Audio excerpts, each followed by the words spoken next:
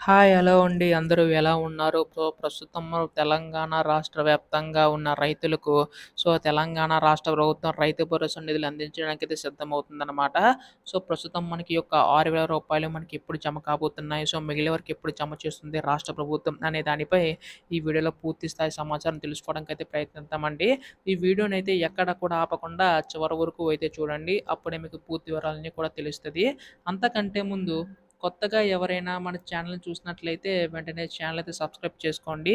దీని ద్వారా నేను పెట్టే ప్రతి చిన్న లేటెస్ట్ అప్డేట్ కూడా మీరు ఎప్పటికప్పుడు మిస్ కాకుండా తెలుసుకోగలుగుతారు. అలాగే వీడియోకైతే లైక్ చేయండి. మరికొంతమందికి సమాచారం అయితే తెలుస్తది.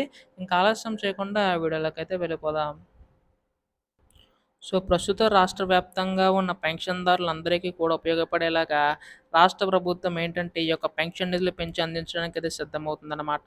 అంటే రైతన్నలందరికీ కూడాని.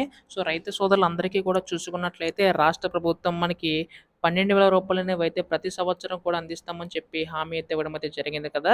ఈ యొక్క 12,000లో కూడా మనకి తొలి విడత కింద రూ. 6,000 జనవరి 26వ తేదీన విడుదల చేయడం అయితే జరిగిందండి రాష్ట్ర ప్రభుత్వం. ప్రస్తుతం దీనికి సంబంధించి గాను చూసుకున్నట్లయితే తెలంగాణ రాష్ట్ర ప్రభుత్వం మనకి ఈ యొక్క 6,000 కాస్త మనకి అందించడం అయితే జరిగిందనమాట. ఒకేసారి కాకుండా దశల వారీగా ఈ యొక్క నిధులనేవైతే విడుదల చేయడం అయితే జరిగిందండి. అయితే ఇప్పుడు ఇక్కడ చూసుకున్నట్లయితే దాదాపుగా మనకి రూ. 9,000 తొలి విడత కింద కేటాయించడం అయితే జరిగిందనమాట. అందులోను రూ. 5,000 విడుదల చేయడం అయితే జరిగింది. ఇంకా మనకి 4,000 పెండింగ్‌లో అయితే ఉన్నాయన్నమాట.